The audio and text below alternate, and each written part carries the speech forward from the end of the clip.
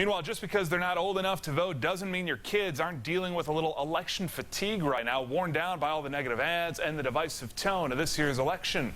We're seeing firsthand how the election is impacting students in one Indianapolis school. And as RTV6's Katie Hines reports tonight, they're not feeling empowered to have a say. Children are being exposed to the candidates, the negative tone in this election like never before on social media, on TV, and right here in school hallways. And there's just been a lot of conversation around who the candidates are and who people want to vote for, and some conversations that, trying to keep the kids from getting too contentious about things.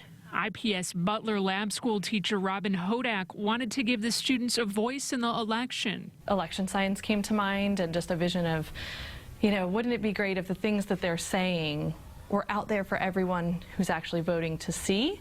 The students decided to focus on what people should vote for, not who.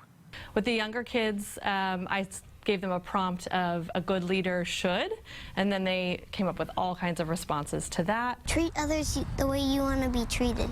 This sign says vote for peace. I made elect better tomorrow because I know if you have one day and it could be a better the next day, then that's a good president. Respect girls, because a lot of people don't respect girls. People will think just because it's a girl that they're weak and they can do things much as boys, but they actually can. For Hodak, it's a way to educate and empower. It's so important to provide spaces for young people to talk about these things and to know that we should be talking about these things, and that there are adults out there that are going to support them and listen to them.